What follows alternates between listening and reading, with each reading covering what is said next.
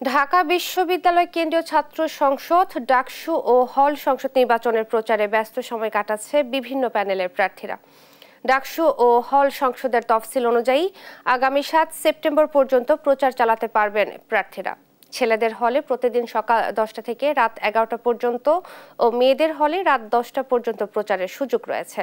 তবে প্রচার মানতে হচ্ছে কড়া আচরণবিধি অনুযায়ী প্রার্থীরা যে কোনো হ্যান্ডবিল, পোস্টার ও লিফলেট বিলি করতে পারবেন।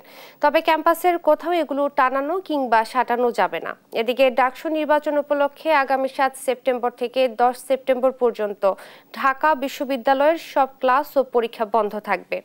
এবারের ডাকসুতে সব মিলিয়ে ভোটারের সংখ্যা ৩৯,৭৭৫ জন। ৭১০টি বুথে পূর্ব ঘোষিত ৮টি কেন্দ্রেই ভোট গ্রহণ অনুষ্ঠিত হবে।